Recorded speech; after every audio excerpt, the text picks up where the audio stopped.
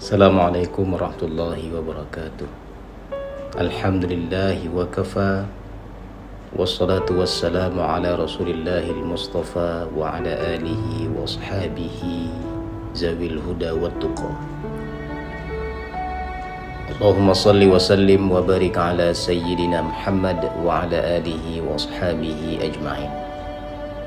Sahabat Aqsa yang dimuliakan Allah subhanahu wa ta'ala, salah satu titipan yang Allah berikan kepada kita adalah lidah. Lidah diberikan oleh Allah selain untuk makan dan minum. Sebenarnya lidah kita juga harus kita gunakan kepada kebaikan. Harus kita ucapkan yang baik-baik, menghindari diri daripada mengucapkan ucapan-ucapan yang kotor ataupun keji. Rasulullah sallallahu alaihi wasallam pernah bersabda, al-kalimatut thayyibah shadaqah. Kata-kata yang benar, kata-kata yang baik adalah sedekah. Jadi semua panca indera yang telah Allah ciptakan kepada kita, seandainya digunakan kepada kebaikan, maka akan bernilai ibadah dan akan diberikan pahala oleh Allah subhanahu wa ta'ala. Dan setiap ucapan yang kita ucapkan ini nantinya di hari kiamat akan dimintai pertanggungjawaban oleh Allah subhanahu wa ta'ala. Ma yalfidhu min qawlin illa ladaihi raqibun atid. Tidak ada ucapan, tidak ada kalimat yang diucapkan kecuali nanti di hari kiamat akan dimintai pertanggungjawaban, akan dicatat oleh malaikat pengintai yang selalu menulis apapun yang pernah kita ucapkan. Beruntunglah orang-orang yang ketika di dunia sering mengucapkan ucapan yang baik-baik. Sehingga Imam Hasan Al-Basri mengatakan ada 3 hal ucapan yang baik itu. Yang pertama adalah Al-Quran, membaca Al-Quran setiap hari.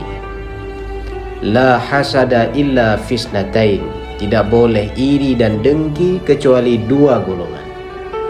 Golongan yang pertama yang harus kita iri dan dengki adalah rajulun atahullahul Quran, orang-orang yang selalu membaca Al-Quran ana al-laili wa ana an-nahar, sepanjang malam dan sepanjang siang.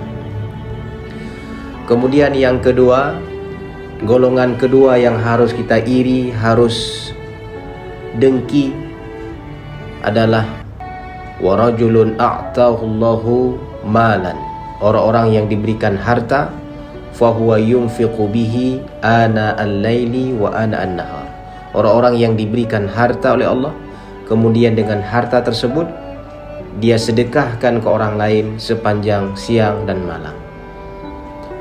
Jadi cuma 2 golongan yang harus kita iri di dalam hidup ini.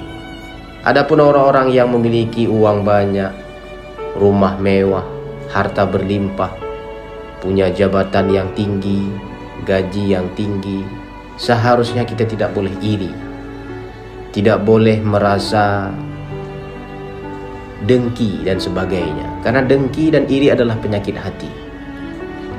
Kemudian ucapan yang baik itu adalah zikir kepada Allah subhanahu wa ta'ala. Ala bizikrillahi tatma'innul qulub, dengan berzikir kepada Allah maka hati akan menjadi lebih bahagia dan tenang. Kemudian ucapan ketiga yang baik adalah bersalawat kepada Rasulullah sallallahu alaihi wasallam. Kalau kita berdoa sehari-hari, bisa jadi doa yang kita panjatkan akan ditolak oleh Allah subhanahu wa ta'ala. Namun ketika kita bersalawat dan kita berdoa kepada Allah agar diampuni, ya, Allahumma gfirli bihaqqin nabi, ya Allah ampunilah aku berkat salawat kepada Rasulullah, insya Allah Allah akan mengampuni dosa-dosa kita. Jadi ucapan-ucapan yang baik ini akan bernilai ibadah dan bernilai pahala di sisi Allah subhanahu wa ta'ala, apalagi diucapkan dengan tulus, dengan ikhlas dan istiqamah. Karena sahabat Yasa yang dimuliakan Allah subhanahu wa ta'ala, Rasulullah pernah bersabda, Yubsiru ahadukumul quzah fi a'yuni akhihi. Salah seorang di antara kalian itu begitu cepat melihat kotoran di depan mata saudaranya. Wa yansal jazla fi aini nafsihi, dan melupakan kayu besar yang ada di pelupuk matanya. Laut di seberang lautan nampak di hadapan kita, gajah di depan kita terasa tidak nampak. Begitulah contoh-contoh yang ada di dalam kehidupan kita sehari-hari. Ketika seseorang melakukan kebaikan, kita akan selalu mengingat-ingat keburukan tersebut dan kita cibirkan keburukan itu. Bahkan kita bongkar aibnya. Berapa banyak orang-orang yang masuk neraka karena faktor mulut, karena faktor lidah, faktor ucapan yang tidak baik, bahasa-bahasa yang kurang sopan, maka nantinya di hari kiamat akan dimintai pertanggungjawaban oleh Allah Subhanahu wa taala. Salah satu riba yang paling dibenci oleh Allah adalah riba perbuatan, riba ucapan, mengucapkan keburukan-keburukan orang lain, membicarakan aib-aib dan kekurangan orang lain. Jadi ketika Rasulullah Isra Mi'raj, beliau pernah melihat ke dalam neraka yang isinya adalah wanita-wanita, perempuan-perempuan. Kenapa perempuan bisa masuk neraka? Karena dulu mereka pernah menggunakan ucapannya, pernah menggunakan lisannya untuk membicarakan hal-hal yang tidak baik dan tidak benar.